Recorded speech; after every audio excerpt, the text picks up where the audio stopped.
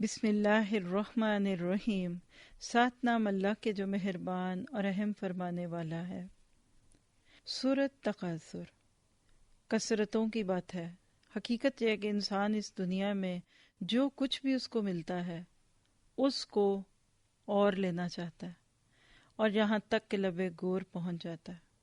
کیا پتہ چلا کہ ایک انسان اپنے آپ کو اس دنیا میں ہی اپنے آپ کو اس طرح تیار کرے کہ کل میں نے یہاں نہیں رہنا، اور جتنا زیادہ اس دنیا سے دل لگائیں گے یہاں سے جانے کو دل نہیں کرے گا۔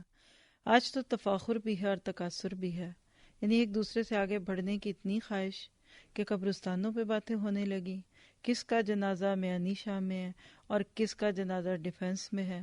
یہ باتیں جب ہونے لگے تو مان لیجئے کہ انسان نے دوسرے کی موت سے فائدہ نہیں حاصل کیا۔ الہاکم التکاثر، تم لوگوں کو زیادہ سے زیادہ اور ایک دوسرے سے بڑھ کر دنیا حاصل کرنے کی دھن نے غفلت میں ڈال رکھا ہے۔ سوچیے، اتنی وسعت ہے اس میں کہ پورا ایک مضمون لکھا جائے۔ پیچھے ہم لہو الحدیث کی بات پڑھ چکے ہیں سورہ لقمان میں۔ ایسی چیز جو بندے کو مقصد سے غافل کر دے، ہر وہ شغل جس میں اتنی دلچسپی بڑھ جائے کہ اس میں گم ہو کر اہم ترین چیزوں سے دور ہو۔ کل تک تو لوگ بڑے آرام سے کہتے تھے ٹی وی، آج تو آپ کے ہاتھوں میں گیجٹ۔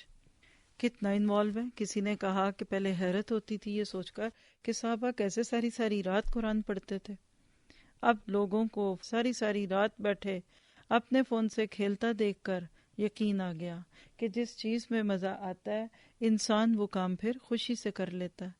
تو آپ سوچئے، اپنے آپ سے پوچھئے، کوئی ایسی چیز تو میری نہیں ہے کہ میں اس میں مگن ہو جاؤں تو مجھے نماز تک کی ہوش نہ رہے، نیند بھی نہ آئے۔ یہ کیسی دھن سوار ہے، کس فکر میں لگے رہتے ہو، تم کیوں غافل ہو؟ پھر آپ دیکھیں تکاثر کی جو بات ہے نا، کثرت ہے۔ تین طرح سے کثرت ہوتی ہے۔ زیادہ سے زیادہ مجھے مل جائے، دوسروں سے تقابل میں مل جائے، اور پھر جب دوسروں سے ملے تو میں اس پہ فخر بھی کروں۔ یہ سارے معنی ایک سے ایک بڑھ کر اہم ہے۔ آج کے انسان کی تصویر کشی ہے اس میں، تو خوب سے خوب تر کی تلاش بھی ہے۔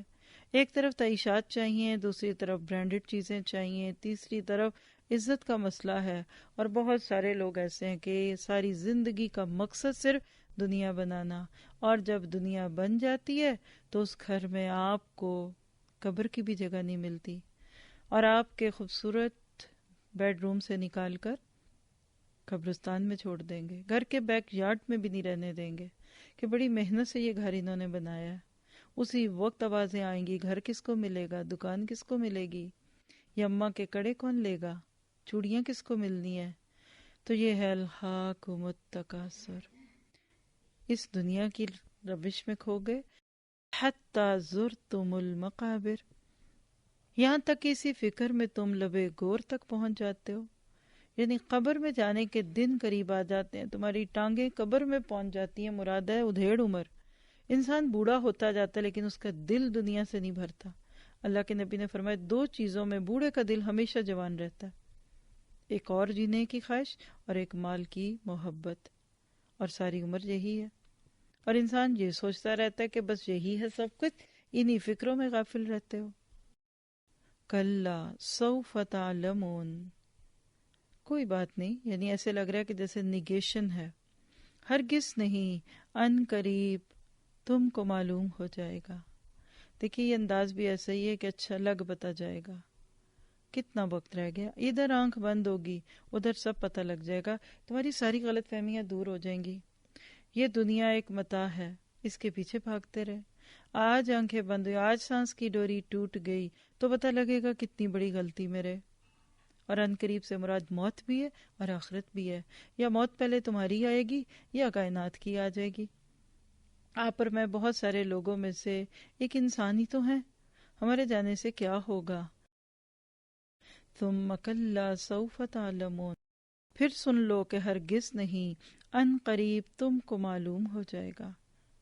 بات کی تاکید اس کے اندر وزن پیدا کرتی ہے۔ کلا لو تعلمون علم الیقین، ہرگز نہیں اگر تم یقینی علم کی حیثیت سے اس روش کے انجام کو جانتے ہوتے تو مراد یہ کہ تمہارا یہ طرز عمل نہ ہوتا۔ یہ جو تم نے جینے کا انداز اپنایا ہوا یہ نہ ہوتا تمہارا. کیسے اب دیکھیے کہ ڈانٹ کا انداز دکھتا ہے, سختی ہے اس میں. آگے تو اور بھی سخت بات ہے. لَتَرَوُنَّ الْجَحِيمَ, تم دوزخ دیکھ کر رہو گے. کتنی شدت ہے, لام پھر نون پہ شد, ضرور شور شارٹ, یو ول سی, یہ مراد ہے. جہنم تو دیکھنی پڑے گی. ثم لترونها عین الیقین, تم بالکل یقین کے ساتھ اسے دیکھ لو گے.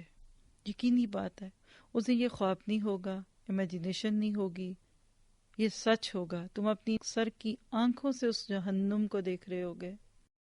ثم لتسألن یومئذ عن النعیم, پھر ضرور اس روز تم سے ان نعمتوں کے بارے میں جواب طلبی کی جائے گی. جو کیا, کیا کیا, کیوں کیا, کہاں کیا, کیا نہیں کیا, کہاں کرنا تھا نہیں کیا, یعنی ایک لمبی لسٹ ہوگی. یہ جو لفظ ہے نا ثم, بس اس میں کہہ لیجئے کہ لمبی کہانی پھر لگ بتا جائے گا. یعنی دوزخ میں ڈالے جانے کے بعد جواب طلبی ہو رہی ہے. یہ نہیں مطلب پہلے سے شروع ہوئی تھی, اب تو اور شدت سے ہوگا. اللہ تعالیٰ اپنی عدالت میں کھڑا کر کر سوال کریں گے, بتاؤ پھر کیا کیا. ایک ایک نعمت کا حساب ہوگا. ذرا سا اپنی نعمتوں کی لسٹ تو بنائیے. ہم تو نعمت سمجھتے بھی نہیں, ہم کہتے ہیں حق ہے, دینا نہیں تھا, ہم نے کہا تھا میں پیدا کر. استغفر اللہ. اللہ کے نبی صلی اللہ علیہ وسلم جابر کے گھر آئے, کہتے ہیں کہ آپ کے سامنے تر و تازہ کھجوریں رکھی, ٹھنڈا پانی پلایا. آپ نے اس کو دیکھ کر کہا کہ ثم لتسألن یومئذ عن النعیم, تم سے ان نعمتوں کے بارے میں سوال ہوگا. صحابہ پریشان ہو گئے. اللہ کے نبی اس کا بھی حساب ہوگا. ایک موقع پہ حضرت عمر رضی اللہ عنہ کو کئی دن کے بعد کھجوریں ملی, کچھ کھانے لگے, ٹھنڈا پانی پینے لگے.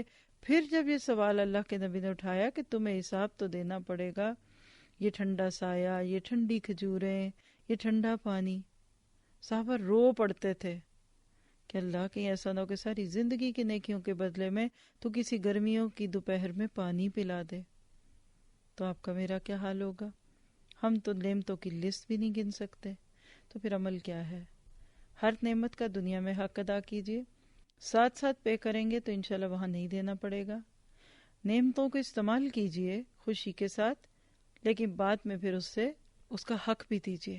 یہ نہیں کہ نعمتوں سے نگاہیں چرا لے, اللہ حلال سے دے ضرور لیجیے, لیکن اس کے بعد پھر اس کو استعمال کر کے خوب اچھے کام کریں, اور اللہ تعالیٰ ہمارے لیے اس کو آسان کر دے. آمین.